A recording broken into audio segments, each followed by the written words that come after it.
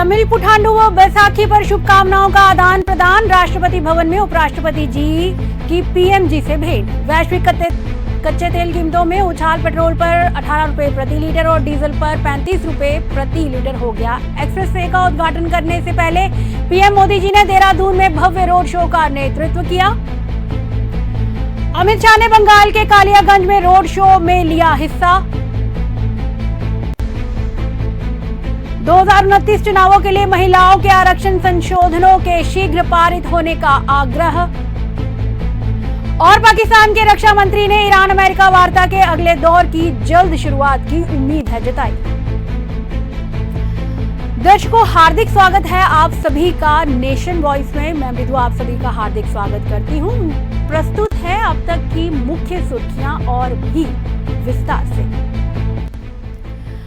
आज बैसाखी के अवसर पर उपराष्ट्रपति जी जगदीप धनखड़ ने राष्ट्रपति भवन में प्रधानमंत्री नरेंद्र मोदी जी से भेंट की। दोनों नेताओं ने तमिल नववर्ष पुथांडु व फसल त्योहार बैसाखी के पावन अवसर पर पारंपरिक बधाइयां एवं शुभकामनाएं दी।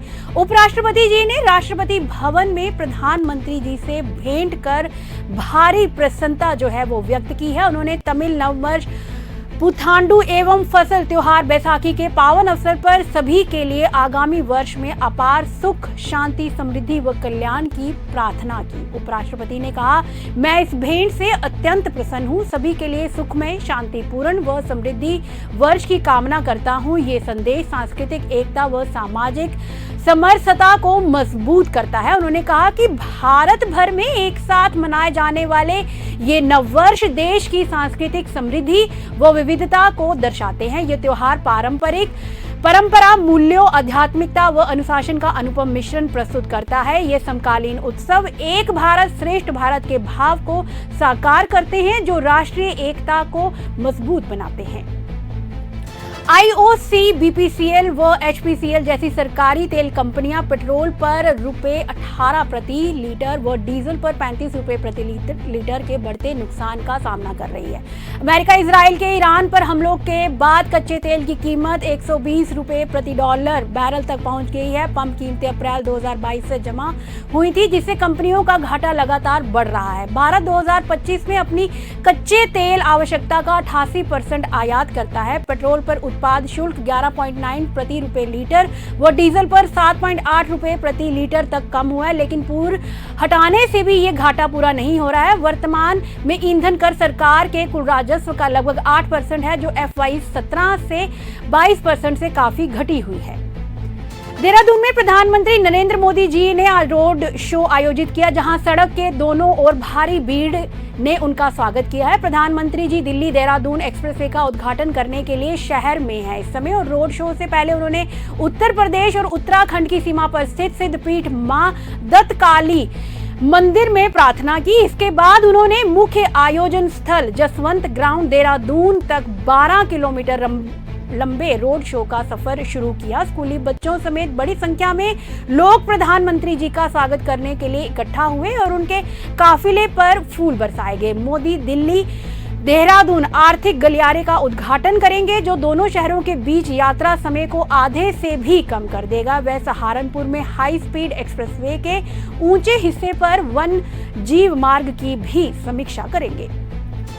केंद्रीय गृह मंत्री अमित शाह जी ने पश्चिम बंगाल के उत्तर दिनाजपुर जिले के कालियागंज में एक भव्य रोड शो में हिस्सा लिया है। आज गृह मंत्री अमित शाह कालियागंज से बीजेपी प्रत्याशी उत्पल महाराज और अन्य राज्य नेताओं के साथ थे। वे फूलों से सजे ट्रक पर सवार होकर लोगों का अभिवादन कर रहे थे, जबकि सड़कों पर खड़े हजारों कार्यकर्ता डाक की छाप पर नारे लगाते हुए जोरदार से उनका स्वागत कर रहे थे। तीखी धूप के बीच रोड शो शहर के बीजेपी का गढ़ पर्वती सुंदरी हाई स्कूल ग्राउंड से शुरू हुआ और 1 किलोमीटर से अधिक दूरी की उन्होंने जो है तय की है। ये रोड शो बीजेपी के आगामी विधानसभा चुनाव उम्मीदवारों के समर्थन में था।